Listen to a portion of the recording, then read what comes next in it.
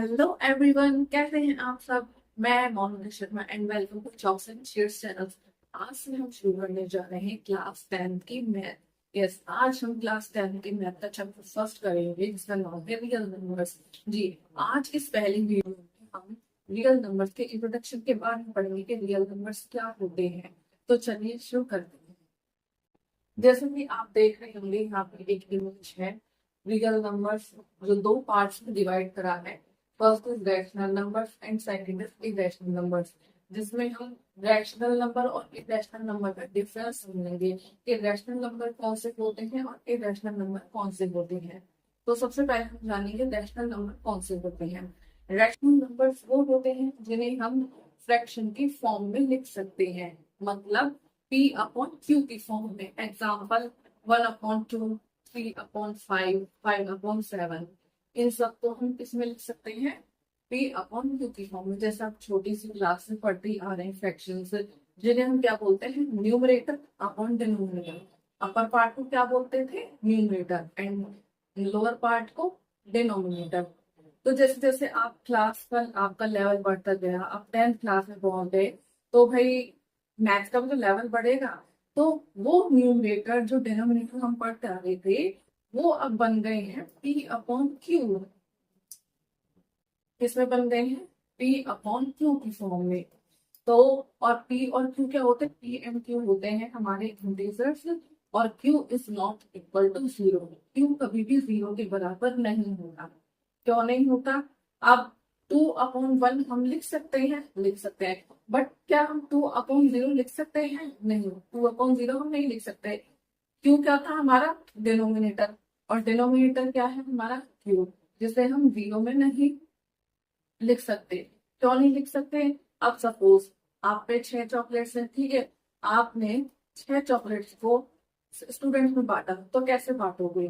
Suppose आपने 6 chocolates को एक स्टूडेंट्स में बांटा, यानी 6 आपने एक स्टूडेंट्स को बांट दी। तो क्या हो गया उसका फ्रैक्शन? 6/1। ठीक है। अब नेक्स्ट हम चलते हैं। आपने 6 चॉकलेट्स को 2 स्टूडेंट्स में बांटा, तो उसकी क्या फ्रैक्शन हो गई? 6/2 इन द सेंस 3। ठीक। नेक्स्ट इज, अगर हम 6 चॉकलेट्स को 0 स्टूडेंट्स में बांटेंगे तो उसकी क्या फ्रैक्शन होगी? 6/0। क्या होगा? 6/0। तो कुछ अटपटा सा नहीं लग रहा? तो आपने कभी कहीं सुना है कि 0 स्टूडेंट्स, कोई 0 स्टूडेंट या 0% आपने कभी देखा है? तो इसलिए इसको बोला गया है कि Q is not equal to zero. इनको हम बोलते हैं rational numbers.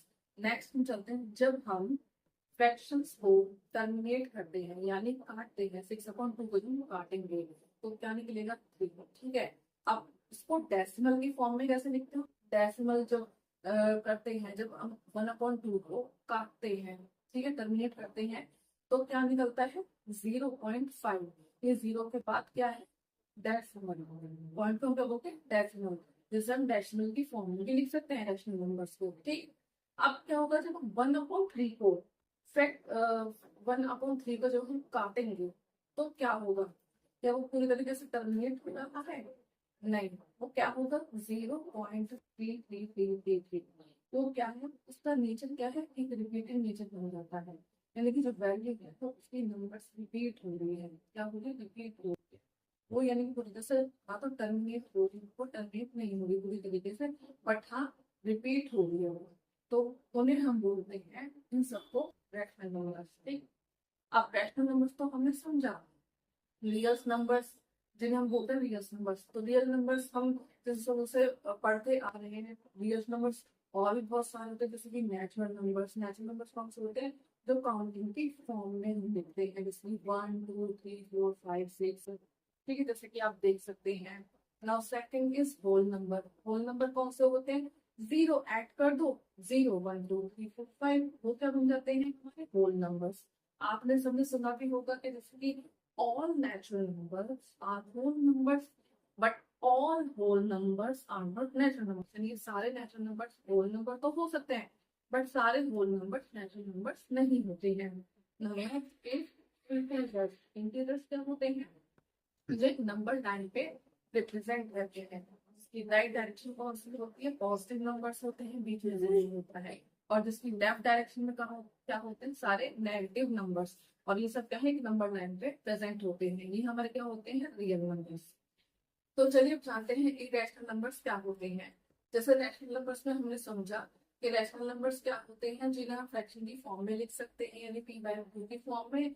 But irrational numbers को हम फ्रैक्शन की फॉर्म में नहीं लिख सकते, यानी कि पी अपॉन क्यू की फॉर्म में नहीं लिख सकते हैं।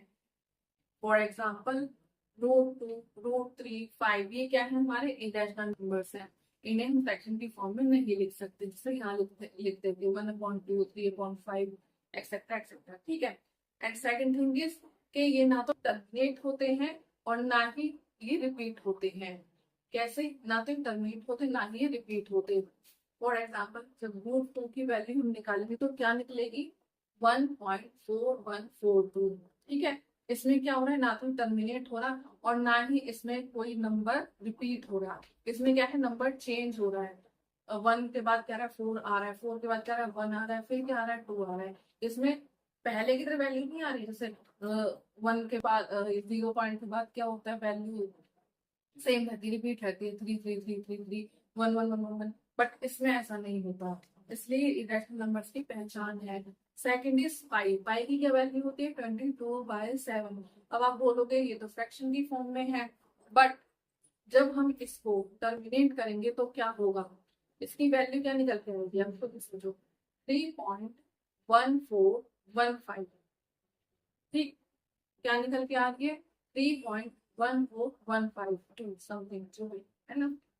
तो इसमें क्या हो रहा है, ना तो ये टर्मिनेट हो रहा एंड ना ही रिपीट हो रहा, तो ये क्या है, इरेशनल नंबर्स है। तो ये सारे क्या थे, ये जो हमने आज इस वीडियो में जाने, एक हमने छोटा सा एक इंट्रोडक्शन जाना था रियल नंबर्स के बारे में, जिसमें रियल नंबर्स कौन से होते हैं, बहुत सारे रियल नंबर्स होते हैं जिन्हें हम अपने डेली लाइफ में यूज करते हैं, ठीक है। और जो यूनिवर्सल होते हैं, नेचुरल नंबर्स 1 2 3 4 5, ये सब क्या है, whole numbers, integers, fractional numbers, irrational numbers.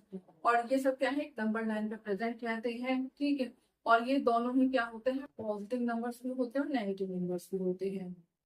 सो आज की इस वीडियो में इतना ही। नेक्स्ट वीडियो में हम नेक्स्ट कंसेप्ट को पढ़ेंगे, जानेंगे इस चैप्टर के बहुत जो इम्पोर्टेंट कंसेप्ट है, ठीक। And if you like this video, so share it with your friends and don't forget to subscribe this channel. So, तब तक के लिए keep practicing and keep shining. And see you in the next video.